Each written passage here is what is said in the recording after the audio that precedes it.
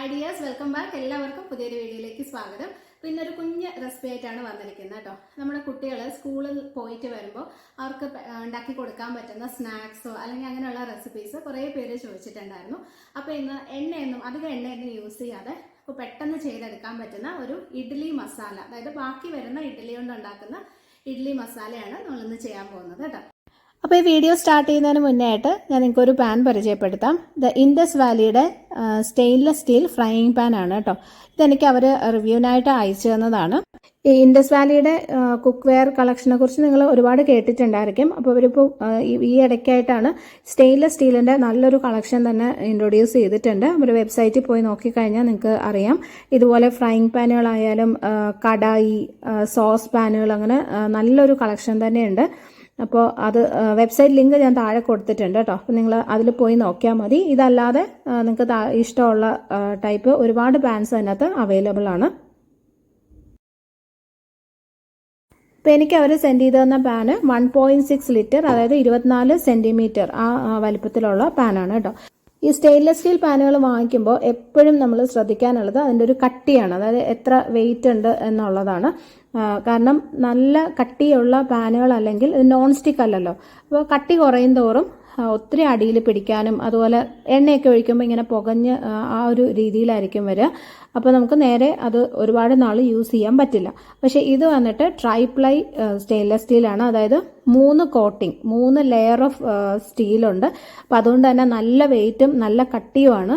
നമ്മുടെ ഡെയിലി യൂസിന് വളരെ യൂസ്ഫുൾ ആയിട്ടുള്ള പാനാണ്. ഒരു 3-4 പേരൊക്കെയുള്ള ഫാമിലി, ഒരു ചെറിയൊരു ഫാമിലിക്കൊക്കെ സ്ഥിരമായിട്ട് നമുക്കിപ്പോൾ മെഴുക്കുവരട്ടി, തോരൻ, അങ്ങനെയുള്ള സാധനങ്ങളൊക്കെ ഉണ്ടാക്കാൻ പറ്റിയ കറക്റ്റ് സൈസിലുള്ളൊരു പാനാണിത്.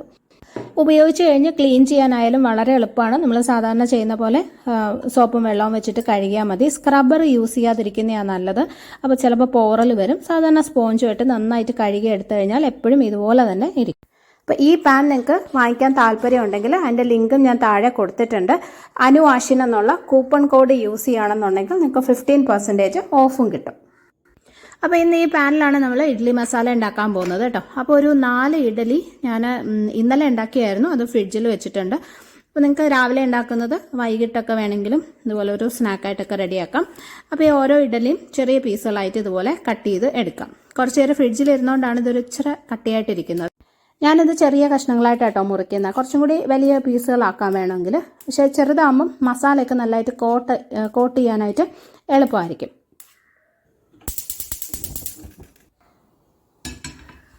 അപ്പോൾ പാനിലോട്ട് ആവശ്യത്തിന് എണ്ണ അല്ലെങ്കിൽ നെയ്യ് ഒഴിച്ചു കൊടുക്കുക. ഈ ഒരു മസാലയ്ക്ക് ഏറ്റവും നല്ലത്, ഒരു ടേസ്റ്റ് നല്ലത് നെയ്യ് ഒഴിക്കുമ്പോഴാണ്. അപ്പോൾ ഏകദേശം ഒരു 2.5 ടീസ്പൂണോളം നെയ്യ് ഒഴിച്ചു.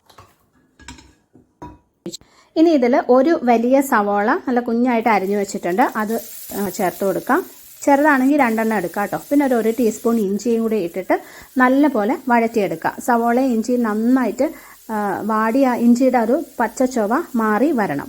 പിന്നെ വേണമെങ്കിൽ നിങ്ങൾക്ക് ഇതിനകത്ത് പച്ചമുളകും കൂടി ഇട്ട് കൊടുക്കാം. ഞാൻ കുട്ടികൾക്കും കൂടെ കൊടുക്കണമെന്നുള്ളതുകൊണ്ട് പച്ചമുളക് ഒഴിവാക്കിയിട്ടുണ്ട്. ഇനി ഇതിനകത്ത് 1/2 ടീസ്പൂൺ മഞ്ഞൾപ്പൊടി, 1/2 ടീസ്പൂൺ മുളക് പൊടി, 3/4 ടീസ്പൂണോളം ഗരം മസാല, ഇത്രയും ചേർത്ത് നല്ല പോലെ വഴറ്റി പൊടികളുടെ ഒരു ചുവയങ്ങ് മാറണം. പൊടികളുടെ പച്ച ചുവ നന്നായിട്ട് മാറണം കേട്ടോ. എന്നിട്ടൊരു 1-2 ടേബിൾ സ്പൂൺ ടൊമാറ്റോ സോസും കൂടി ഒഴിച്ചു കൊടുക്കാം. ഞാനിപ്പോൾ ഏകദേശം ഒരു 1.5 ടേബിൾ സ്പൂൺ ആണ് ഒഴിച്ചത്. സോസ് കൂടുതൽ വേണമെങ്കിലും ചേർക്കാം കേട്ടോ. ഇനി ഒരു ഏകദേശം 1/2 കപ്പ് മുതൽ 3/4 കപ്പ് അളവിൽ വെള്ളവും കൂടി ഒഴിച്ചിട്ട് നമുക്കതൊന്ന് കുക്ക് ചെയ്തെടുക്കണം. ഈ മസാല നല്ലപോലെ വെന്ത് വരണം. സവോള നന്നായി വെന്ത് സോഫ്റ്റായി വരണം. ഇതിനകത്ത് കുറച്ച് ഉപ്പിട്ട് കൊടുക്കാം. സോസിൽ ഉപ്പുണ്ട്, പിന്നെ ഇഡ്ഡലിയിലും നമ്മൾ ഉപ്പിട്ടാണ് ആയിരിക്കുമല്ലോ വേവിച്ചിരിക്കുന്നത്. അപ്പോൾ അതുകൊണ്ട് ഒരുപാട് വേണ്ട, കുറച്ച് ഉപ്പ് ഇട്ട് കൊടുത്താൽ മതി. കുറച്ച് മല്ലിയിലയും കൂടി ഇട്ട് കൊടുക്കാം. മല്ലിയില ചേർക്കുമ്പോൾ നല്ലൊരു ടേസ്റ്റാണ് കേട്ടോ ആ ഒരു ഗ്രേവിക്ക്. വളരെ കുറച്ച് മതി. അപ്പോൾ ഇനി നമുക്കിത് നല്ലപോലെ കുക്ക് ചെയ്തെടുക്കാം. ഈ സവോളയും ഒക്കെ നന്നായിട്ട് വെന്ത് സോഫ്റ്റായിട്ട് വരണം. അപ്പോൾ ഇതേ മസാല ഏകദേശം റെഡി ആയിട്ടുണ്ട്. കുറച്ചും കൂടെ ഒന്ന് ഡ്രൈ ആവാനുണ്ട്. അത് നമുക്ക് ഇത് തുറന്ന് വെച്ചിട്ട് ഹൈ ഫ്ലെയിമിൽ ഇട്ടിട്ട് കുറച്ചും കൂടെ ഒന്ന് വറ്റിച്ചെടുത്താൽ മതി. ഇതിനകത്ത് ജസ്റ്റ് ഒരു 1/2 ടീസ്പൂൺ മുതൽ 3/4 ടീസ്പൂൺ അളവിൽ പഞ്ചസാരയും കൂടി ഇട്ട് കൊടുക്കുകയാണ് കേട്ടോ. ആ ഗ്രേവിക്ക് വളരെ ചെറിയ അളവിൽ ഒരു മധുരവും കൂടി വരുന്നതാണ് ടേസ്റ്റ്. അപ്പോൾ അതിന് വേണ്ടിയിട്ടാണ് പഞ്ചസാര ചേർക്കുന്നത്. നിങ്ങൾ സോസ് കൂടുതൽ ചേർത്തിട്ടുണ്ടെങ്കിൽ ചിലപ്പോൾ ഒന്ന് ടേസ്റ്റ് ചെയ്ത് നോക്കുക, ചിലപ്പോൾ ആ പഞ്ചസാര വേണ്ടി വരില്ല. അപ്പോൾ ഇനി ഇത് ഒന്ന് ഹൈ ഫ്ലെയിമിലോട്ട് തീ കൂട്ടി വെച്ചിട്ട് കുറച്ചും കൂടി ഒന്ന് ഡ്രൈ ആക്കി എടുക്കാം. മസാല ഇതുപോലെ ഡ്രൈ ആയിട്ട് വന്നു കഴിയുമ്പോൾ നമ്മൾ കട്ട് ചെയ്ത് വെച്ചിരിക്കുന്ന ഇഡ്ഡലിയുടെ പീസുകൾ ഇട്ട് കൊടുക്കാം.